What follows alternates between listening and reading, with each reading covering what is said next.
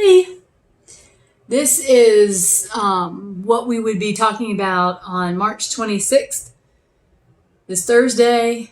In class, we had our test number 3 on Tuesday, the 24th, and it was on chapters 9 through 12. So now we are starting into 13, the finally into adulthood. We are done with kids. And teenagers, of course, but it took us forever, I think, to finally get done with kids. So now we are working on adults from here on out. Yay! We start with early adulthood, chapter 13, and it's about the physical and the cognitive stuff. So that mouse is huge. So that's what we'll be talking about. And this is most of you guys, I think, in the 20 to 40 range. So your 20s and your 30s are considered early adulthood. Now, you may think that just because you hit 20, you're an adult. But developmentalists are actually considering maybe we should move that adulthood stage to 26 because there's this time frame from 19 to 26 that they call, or 18 and 26 that they call emerging adulthood. And that is a little tiny phase where we are making the transition to adulthood. I know that's what adolescence is supposed to be doing, but I guess developmentalists are starting to think that we need more time than just to 20 and just that adolescence. So you might not like to hear that. What they're thinking is happening with that 19, 18 to 26 time frame is that they're still figuring out how to be on their own. You're in college, so you're you're dependent on maybe parents or financial institutions still, Pell Grants or whatever. You're probably not living completely on your own, probably have roommates, still maybe deciding what you're going to do for a job. So it's just a transitionary stage. There's lots of possibilities, lots of unknowns, lots of starts and stops with, what you abilities, like I'm going to live on my own, then I have to move back in with my parents and I'm going to live on my own again. And so it's just a time of kind of crazy. Exploration. How about that? Now, the thing is that developmentalists have not an age that says you're an adult, but instead a milestone. So this is, you could totally disagree with this. When we ask people, why are you an adult? What makes you an adult? That's what we usually have to do in class, but we can't do it, so that really stinks. People say being financially independent or living on your own or making responsible decisions. So these are a lot of what people think of with adulthood. And developmentalists come up with something different. They say it's when you have your first permanent full-time job. Now, that may happen pretty late for people, depending on your circumstances. Maybe you're going to school for a long time. Maybe you have jumped around temporary jobs for a long time. It could happen at 18. Maybe you have a career already decided upon and you're able to do it. Maybe you get done with high school early and you get the training to do the career and you're in it. So it could happen at 18, it could happen at 19, it could be 35.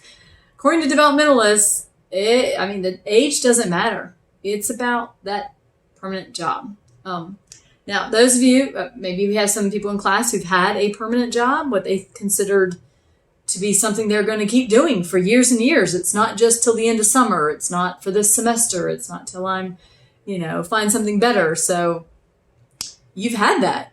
And I think that you would probably agree if you've had that. I'm cold. I'm moving this heater closer to me. Actually, I might just sit with it on my lap. If you've had that experience, you've had that permanent full-time job, then I would bet you would agree with me that it changed you. You can't live the same way when you have that job as you could when you were, doing something a little bit more temporary. You have more of an investment in it. You have more of a need for it. It affects how you live your daily life. You can't come into work late. You don't want to lose your job. You take responsibility for it. It affects your lifestyle behaviors, your habits, the things you do for fun. You've got to get sleep. you take more responsibility for your work, and it changes your outside of work behavior. So I think that's what they're thinking of when they think of the first full-time permanent job. It changes how you approach life.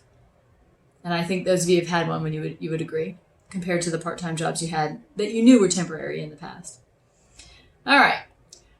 That usually takes us the entire class after we go over the test. So we've got time now. I'm going to keep going. I'm going to do all of chapter 13 today. Chapter 13 is physical and cognitive development. Remember, we're still combining the two. And this is the age range for early adulthood. Like I said before, is 20 to 40. Some books say 35. I picked the one that said 40 on purpose. Okay? I want to give us as much time in early adulthood as possible. So your 20s and your 30s. So now we start with the physical changes. Lots of physical changes. The thing about early adulthood is that we reach a peak of physical ability and health. All of our organs are finally mature. They're all working at maximum capacity. And you're healthy. You're like at your peak. And actually they say 19 to 26. Raise your hand if you're that age. Keeping mine down. I'm like 22 years past that. But if you're that age, you are at your physical peak. Enjoy it. You won't even notice that you're there, though. That's the problem. Because it's not until after you're past that stage that you go, oh, man. Hey, Derek. You're going to have to delete that. Sorry. No, just back down. No, you have to delete that. I can't stop and start again. Did you get that cleaner? What? Did you get that cleaner? Yes. Sorry, guys. Yes, we got the cleaner. Where is it? Well, we can't start today. I guess you could start today. It's cold, though. We were planning on doing it tomorrow. Where is it? It's in the garage. But don't get started on it unless we're out there, because we got to help you get started, and we're not doing that right now. Okay? Sorry, guys. All right. I didn't want to stop the video. Where was I? Oh, you are feeling great, and you're not going to know you're feeling great until you get past that and you realize you're not feeling so great, and some things are harder than they used to be. So right now, you're at your peak, but you don't even know it, which is kind of a bummer. You don't usually have health problems. If you do, it's probably something chronic that you've had since you were younger. You don't develop, usually, health problems at this age. You can, of course, but the majority of you do not. You're extremely healthy. You get sick. You get your colds and your viruses, being around other students and being tired and wearing yourself out. But you don't usually have major health problems for which you need to take medication every day. And therefore, you don't go to the doctor. You don't need to go. And that's a lot of times why they forced you into insurance. Because you guys will pay for the insurance and not use it. So we need you guys, your age, to be insured, pay into the system, so we can pay for the baby boomers who are using up the resources. So that's really what happened here. It's because you guys don't go to the doctor. You go for birth control, you go for an infection here and there, but you don't need to go, in general, on a regular basis for the chronic issues that your parents have. The blood pressure, diabetes, cholesterol, those kind of things. You don't have that usually. So therefore, you abuse your body. You just beat it up. Of course, you can't feel it right now very much because you're in your peak. But you do. You don't sleep enough. You eat badly. When's the last time you exercised? You stress out too much. You use drugs and alcohol. This is peak time for drugs and alcohol. So you abuse yourself. You don't take care of yourself. And you don't feel the effects right now. So you will later. And that brings us to the next bit on our notes, primary and secondary aging. Primary aging is the aging that is going to happen to everybody. It is a natural stage. You cannot stop it. Your hair will go gray. I don't know if you can see it here. My hairdresser's going to be out. I'm going to have my daughter cover my roots in the back. So your hair will turn gray. Now, at what rate, that varies, but it will turn gray. Your skin will thin. You will get shorter. Things like this happen no matter what you do, no matter how hard you try to fight it. That's called primary aging. So it's inevitable, innate biological changes in the body. That's what's in the notes. There's secondary aging, and that is what you, my friend, can control to some degree. Some of it is about what happens, what kind of work you do. Some of it is about the choices you make with your health. Secondary aging are the changes in you that you can affect. So it's the smoking or the drinking or the job that has you outside all the time, or the job that's very stressful, or repetitive motion, like you keep using your arms or your back a lot. That's going to be secondary aging. It's being in the sun too much. It's the things that you're doing right now to abuse your body. It will age you faster. And that's where you can see, it's interesting to see compare people of the same age, and this one looks a lot older than this one. Well, the one that looks older could very well have had a more stressful job or a more physically taxing job, or maybe they, didn't do healthy things that you always hear you're supposed to do. Drink a lot of water. I already drank all that nasty green tea today. I'm done. Drink a lot of water, exercise, get enough sleep, blah, blah, blah. That's all crap. I don't need to do that. Well, that will lead to secondary aging. I've got age spots. Look. See those age spots right there? Why? Because I thought I did not need sunscreen when I was in my 20s. And now I'm paying the price. So, stuff you're doing right now, you keep it up, it will show. So that's secondary aging. I always feel like it's a public service announcement. I'm your future.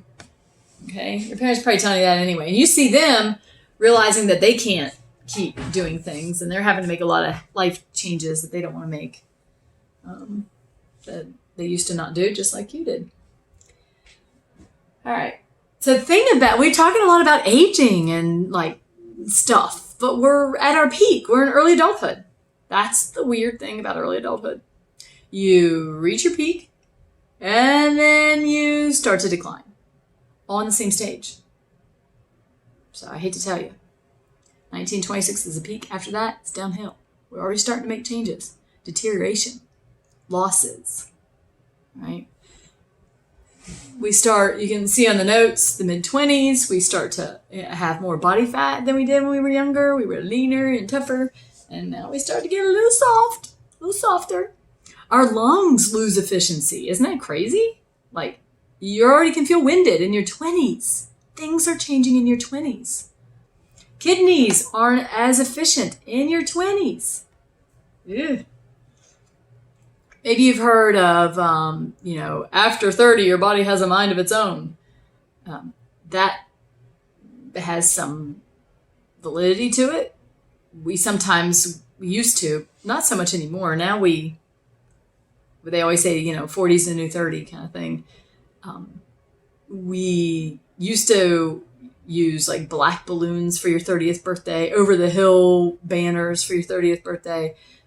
Not so much anymore, but that's what we used to think. And guess what? 30 is a marker. There are changes that happen at 30 for people. Not everybody ages a slightly different rate, but these are typically when things start to, some of these things start to change. Your physical strength declines, and that's probably going to be more of a problem for men than women. And your hair grays and thins or starts balding for you men. And women can do it too, but more likely guys at this age. And there are major skin changes. Not as big as later, but that's the number one sign of aging in people. The first change that happens is in people's skin. So your skin will start to change before your hair grays and that kind of stuff. At this age, it's just fine lines. Mine are a little deeper. See that right there? See that? That's new. Well, new within the past several years. My lids are getting heavier. They used to be up here. My eyes used to be more open, like this. And now they're heavy. Got these lids, man. Okay. Skin. Just know skin is the first sign. Who ages the quickest? Well, we've got some stats. We say that guys and minority and lower SES age faster. I mean, it could be because they've got more stressors. I don't know if they have other risk behaviors that will age them faster, but that seems to be the fastest aging population. Of course, you can control some of that, right? But that's secondary aging. We said already that drugs and alcohol peak at this age in the 20s. Usually people stop the same level of drug use and alcohol use at 30. Why would that be? Why 30? People who use at the same rate after 30 are often addicted. Why? What's so big about 30? Tick tock, tick tock, tick tock. Well, if I asked you, do you expect to get married? And you say yes, then I'll ask you, when do you think you're going to do that? Most people answer before 30, in their 20s somewhere. I say, do you expect to have kids? Those people who say yes, I ask when. When do you think this is a good age for that? Most people answer before 30. Well, being married and having kids, and if I asked you, when do you expect to be in your career job? Most people would probably say before 30 also. So having a career job, a full-time permanent job that we talked about, being married, having kids, all those things force you to behave a little differently. You usually doesn't work well to be as inebriated and, high with those responsibilities as it was before you had them. So it's the responsibilities that we often take on that make us change our behavior. And if someone continues to use at the same rate in their 30s, it's probably going to cause them problems in those areas. So, and then we start to say, you're not functioning well because of your use, and it's getting in the way of your life. And now we got an issue. So. All right. There is a longitudinal study. You've heard of longitudinal studies from the beginning. This Berkeley longitudinal study is very famous. It studied men, but studied them for over 70 years, their entire life. And so we got a lot of information from it. Just going to bring up one little point.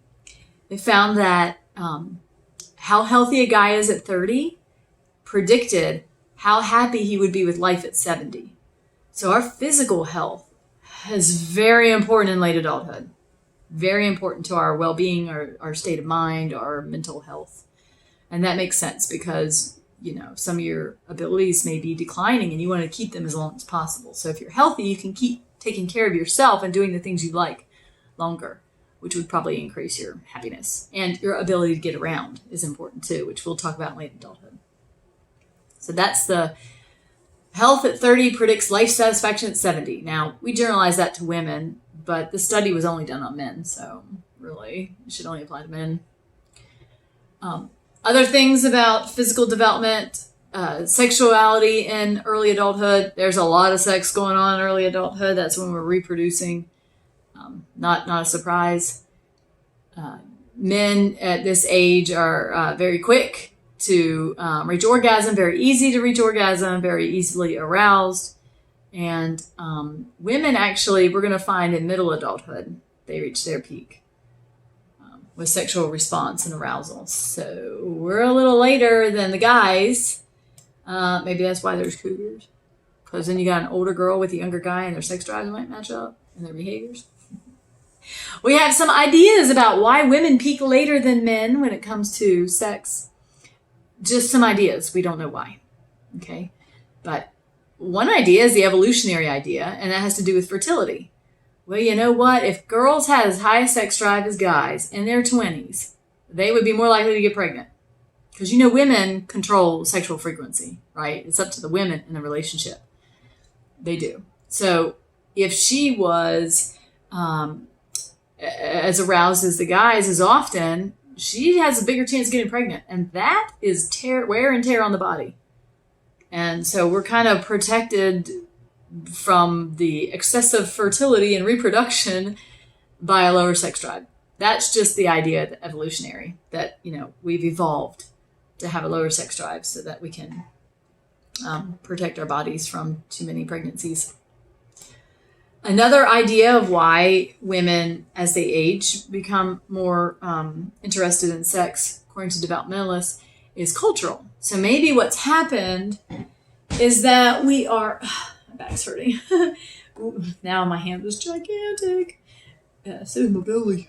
We are testing women and talking to women who are alive now in this current generation, but they grew up in a previous generation. And we believe now that with women's liberation and freedoms and equality, that women should enjoy sex and want sex, where in the past we said, no, you shouldn't. Now, you know there's a double standard for girls and guys.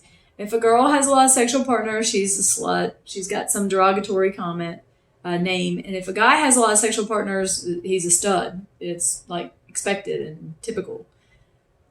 Women have been, in the past told, and still to some degree for sure, told, you shouldn't like sex. Don't have sex. If you do, you're a tramp. Well, those women learn that lesson in life very well. Then we're talking about middle or late adult women.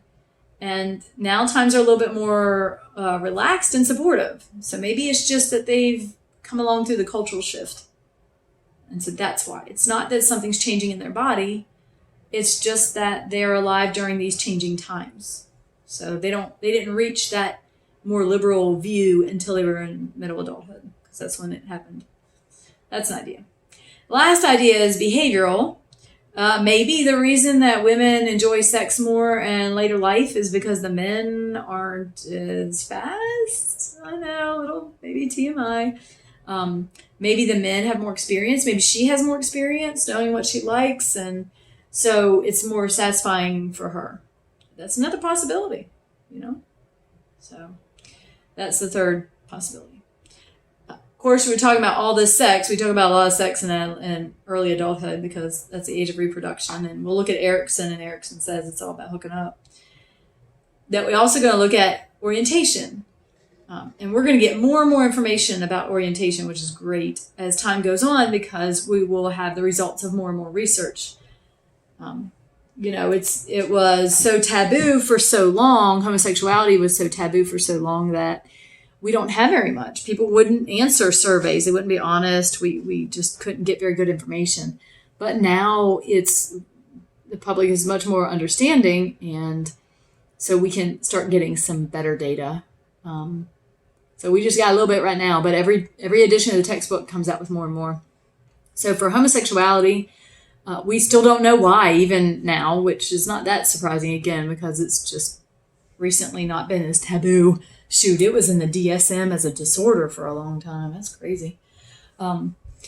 So we still don't know why some people are heterosexual and some homosexual. And, we really need to understand that sexual orientation is on a sliding scale from completely heterosexual to completely homosexual, that there's in between, there's gray areas. I know you hear bisexual, makes you think right down the middle, but there's variations along that line. So they think that that's the majority of how it works.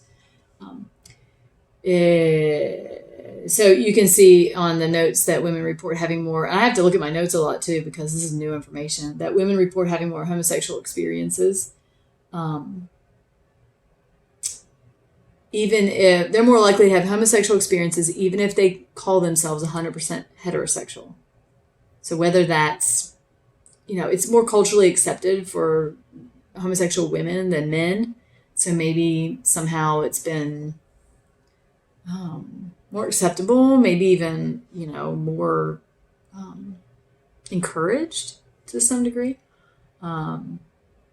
Maybe at the interest of men. So that they're more likely to have a homosexual experience than the men are. We'll look at relationships, homosexual relationships later. It's really interesting, but this is just about physical sexuality. All right, moving on to the last little bit about physical development, and that is that what kills us in early adulthood. Always got to talk about this stuff, right? The health and the death. I just can't get warm about early adults. So, told you you're very healthy. Of course, you get colds and viruses and stuff, but overall, you're very, very healthy. But what kills you? accidents. So we're back to just like teenagers, just like toddlers, right? 2 to 6 accidents. You're not dying from heart disease, usually, cancer, usually. You're dying from car wrecks, overdoses, suicide, but it's mainly accidents. And it's double the death rate of teenagers. So you guys are actually more dangerous than teenagers are in your lifestyle, especially guys.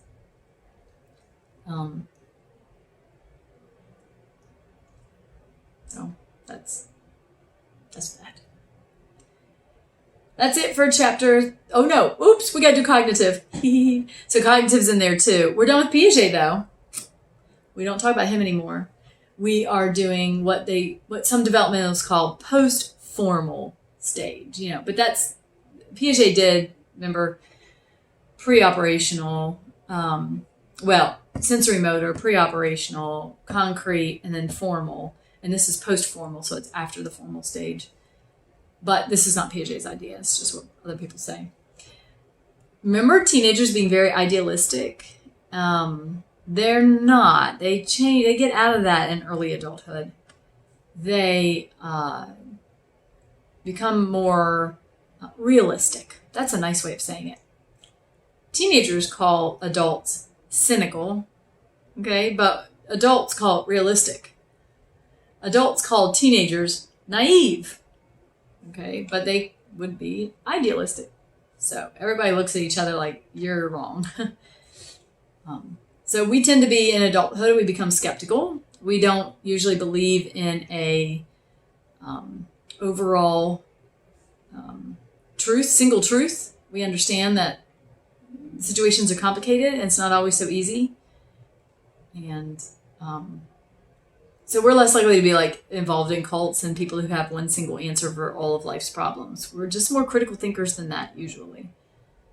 And they think that the reason we are no longer idealistic and we become more realistic, realizing limitations to life and situations, is from work. It's one of the things that work gives us.